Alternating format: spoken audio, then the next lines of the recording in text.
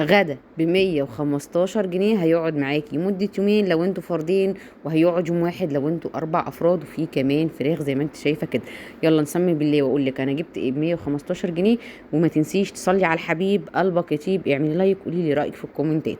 ده مبدئيا كده نص فرخة زي ما قلت لك. بجيب الفرخة 2 كيلو الا ربع وبقطعها على 8. بخلي الدبابيس لوحدها، باقي الورك لوحده، الصدور لوحدها، الهياكل لوحدها، الاجنحة لوحدها. قطعيها زي ما انت عايزة وقسميها زي ما انت عايزة، بس حاولي كلها تكون شبه بعضها عشان في السوا تستوي مع بعض. انا الكيس اللي طلع ده كان فيه جناح وحته من الصدر. انا بقسم الصدر على 2، فالباقي الصدر ده بيبقى كله لحوم. بخليه بقى بانيه، بخليه شاورما، بعمله برضو في طبيخ زي ما انت هتشوفي في بعض فيديوهاتي. زي ما بيطلع الكيس على حسب ما بيفك، ما ينفعش اجمده تاني. صلي على الحبيب وقلبك يطيب، وتعالي نعمل شويه غدا مش هيكمل معاكي ساعه زمن. واكل اللهم مبارك، فريش وكله طازه ومغذي. وطبعا لو عندك ولاد مش هتحتاجي حاجه في الدنيا اكتر من كده. جبت نص الفرخه، عصرت لي عصره ليمونه، وجبت نص كيلو فاصوليا. الكيلو ب20، جبت نص كيلو ب10 جنيه. والفراخ انا كنت جايبه الفرخه ب160، فنص الفرخه عامل 80، ف80 و10 فاصوليا يبقى احنا كده بنتكلم في 90 جنيه. قطعتها كويس وغسلتها كويس برضو قوي، وهسيبها في شويه ميه على جنب عشان تنزل كل اللي فيها. والبصل جبته من البيت. جبت بصلايه هبشرها بشره كويسه كده، والبصلايه دي كبيره فانا مش هعمل بيها الفاصوليا كلها، هقسم جزء هنا وجزء هنا.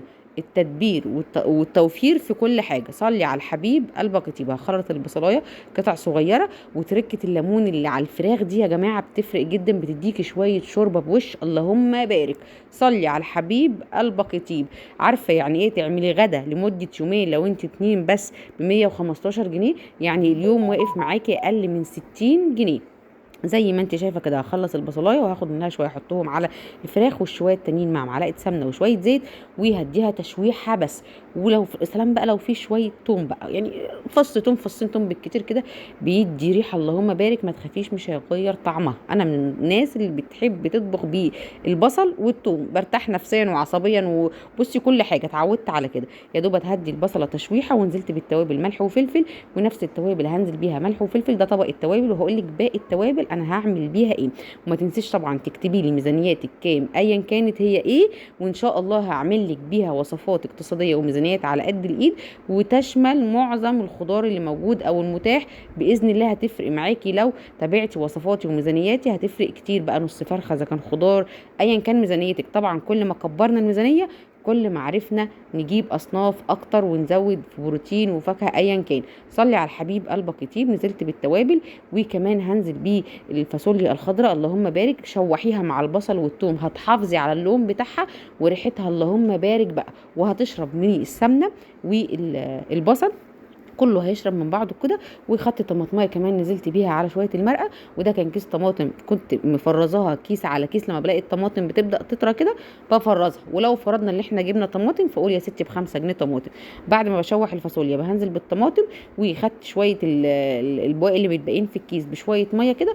وهحط بابريكا والسبع بهارات وباقي الملح والفلفل، وخلاص اللهم بارك. هديها تغطيه وربع ساعه تلت ساعه تتسبك، وهبدا ازودها شوربه. بس خلينا واحده واحده. شايفه لون الفاصوليا اخضر ازاي وشربت واتشوحت من السمنه؟ جربي التركات البسيطه دي هتفرق معاكي جدا. يا دوبت مسافه ما شوحت الفاصوليا وحطيتها الطماطم، لقيت الفراخ اتسبكت.